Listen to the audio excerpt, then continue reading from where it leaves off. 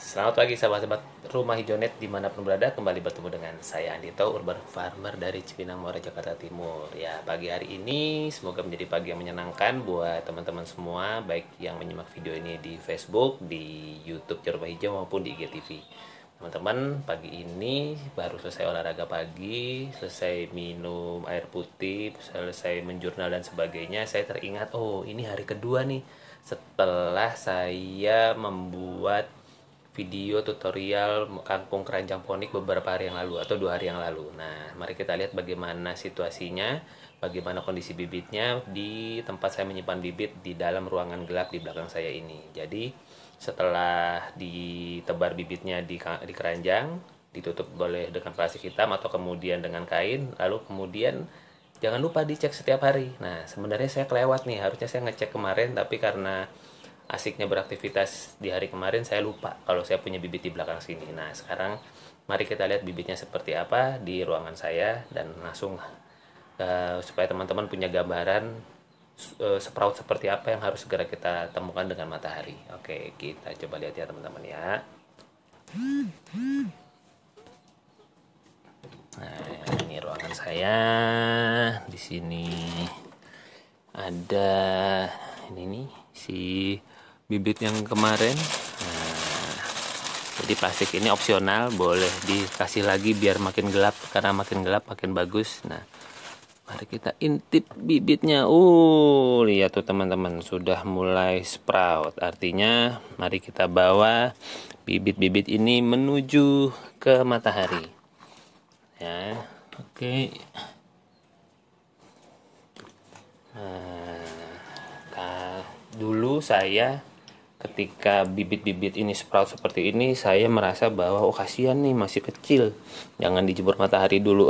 Ternyata keliru teman-teman. Justru ketika sedang sprout seperti ini adalah kondisi terbaik bagi mereka untuk segera dipertemukan dengan matahari. Wih, ada Pak Bambang pagi-pagi. Gimana Pak Bambang, sehat? Semoga semangat terus, jaga kesehatan ya Pak. Nah, mari kita antar benih kangkung kita ke jeng. Kita antar benih kangkung kita ke tempat penjemuran bersama sahabat-sahabat yang lain. Ini sahabat-sahabatnya ada apa aja nih? Ini ada selada hijau, ada selada merah, ini ada naibai. Wah, ini sudah waktunya dipindah nih. Sudah mulai menguning-nguning daun sejatinya. Nah, ini kangkung juga sudah waktunya masuk ke bak nutrisi. Nah, ini ada aneka sawi dan ini pakcoy yang kemarin baru sprout. Dan ini ada selada hijau juga. Oke, kita kembali lagi. Kita lihat si kangkung keranjangnya seperti apa. Nah, kangkung keranjangnya ini teman-teman, ketika dia sudah berkecambah seperti ini, ingat jangan lupa untuk segera jemur ke sinar matahari. Nah, semakin terpapar matahari semakin bagus. Nah, kalau saya ratain nih si penyebaran benih-benihnya ini, saya ratakan supaya supaya nanti ketika dia bertumbuh menjadi tanaman kangkung dia rata, jadi nggak numpuk di satu sisi aja gitu. Nah, ini salah satu contoh. Bisa jadi ini pas lagi hari pertama kemarin si benih ini sudah sprout nih teman-teman, tapi karena saya nggak langsung jemur, dia akhirnya memanjang begini, tapi masih masuk kategori aman. Nah, yang lain, sebetulnya kalau katakanlah misalnya kemarin saya lihat terus ada yang sudah sprout seperti ini saja, nah ini sudah waktunya untuk bisa kita pertemukan ke sinar matahari sebetulnya. Jadi teman-teman kalau membibit, pastikan dicek setiap hari. Begitu sudah mulai sprout, langsung dijemur di sinar matahari. Ya, beginilah sahabat semua, di hari kedua atau bisa hari kedua deh, atau hari kemarin kan membibit belum dihitung ya. Nah, berarti ini hari kedua setelah disemai. Ternyata bibitnya cukup bagus. Kalau dilihat semprautannya atau jumlah bibit yang berkecambah sepertinya cukup rata, cukup banyak. Jadi ini bibitnya cukup bagus gitu teman-teman semua. Ya, ada Kak Rusiati ikut menonton. Selamat pagi Kak. Nah, bagaimana teman-teman? Ada yang mau ditanyakankah terkait dengan kegiatan membibit atau katakanlah tentang keranjang ponik ini? Mungkin teman-teman ada yang mau ditanyakan, dipersilahkan. Jadi, oh iya, kemarin itu sekitar kemarin apa 2 hari yang lalu saya dapat japrian dari sahabat saya, temen SMP yang lagi pengen berhidroponik. Terus dia kasih lihat benihnya itu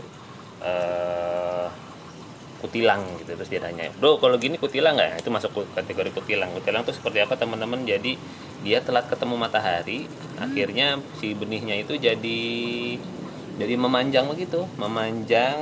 Terus karena dia memanjang dan karena memanjang, nanti kalau dia menjadi besar dia akan menjadi tanaman yang batangnya panjang tetapi sayurannya kecil di atas itu. Dan biasanya sih tanaman-tanaman kutilang itu nggak survive, kecuali teman-teman memang mengalokasikan atau meniatkan untuk menjadikan si kecambah-kecambah ini sebagai microgreen. Jadi ada genre makanan baru atau genre makanan yang sedang ngetren, itu namanya microgreen. Sebetulnya sih toge, kita sudah biasa mungkin makan microgreen, toge dari kacang hijau. Nah, tapi kalau di luar negeri itu aneka benih itu di sprout dan kemudian tidak segera ditemukan matahari.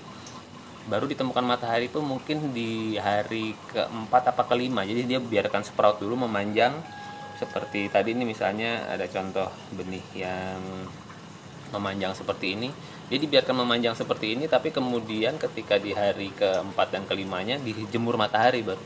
Jadi sengaja digendutkan di hari terakhir, habis itu baru dipak.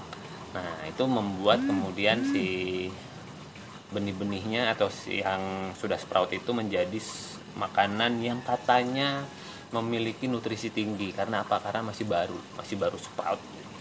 Nah, jadi tapi kalau misalnya teman-teman tujuannya adalah untuk memiliki tanaman yang bisa dikonsumsi ketika dia besar, seperti kangkung, seperti bayam dan sebagainya, maka jangan menunggu lagi ketika kemudian sudah mendapati sudah ada sproutnya nih. Nah, langsung aja teman-teman dijemur di sinar matahari. Kebetulan pagi hari ini ternyata mataharinya tidak terlalu terik, padahal tadi saya sempat jemur lumayan, tadi sekitar jam 8 setengah 9 saya olahraga bersama keluarga, itu masih dapat matahari, enak banget.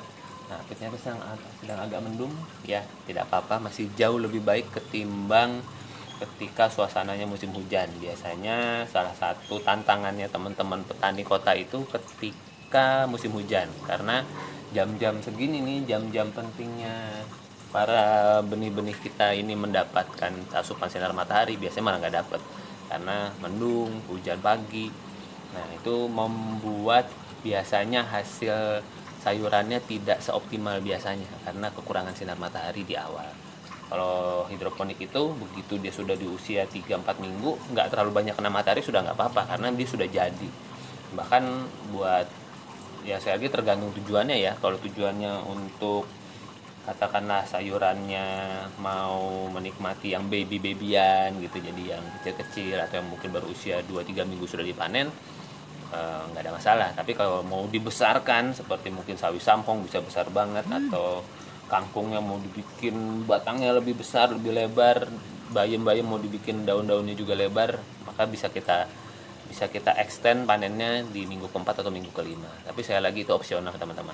Nah, asiknya punya instalasi hidroponik atau kita menanam sendiri di rumah seperti itu, kita bisa melihat perkembangan sayuran yang kita tanam. Terus dari situ kita bisa melihat, begini ya cara tanaman itu bertumbuh, begini ya cara kemudian sayuran-sayuran itu bisa memberikan nutrisi kepada kita. Ada prosesnya, ada waktunya gitu. Wih, ada Bro Januar, lama kita nggak ketemu nih bro, semoga sehat. Nah, jadi teman-teman, hari ini adalah tutorial hari keduanya untuk keranjang ponik. Setelah yang video yang kemarin adalah bagaimana yang kita lakukan pertama kali persiapannya tentu ada keranjangnya, ada baskomnya, ada benihnya, ditebar saja, kasih air. Nah, ini sudah hari kedua. Saya perlihatkan buat teman-teman bahwa inilah penampakan dari benih kangkung yang sudah sprout di hari kedua. Jadi langsung dijemur aja ya teman-teman ya. langsung dijemur saja benihnya ketika kemudian sudah sprout seperti ini. Nanti setelah dia mulai muncul daun ketiga keempatnya, nanti akan saya bikinkan videonya lagi untuk menjadi inspirasi buat teman-teman bahwa kita bisa kok punya sayuran di rumah sendiri dengan cara yang paling simpel, yaitu dengan keranjang ponik seperti ini.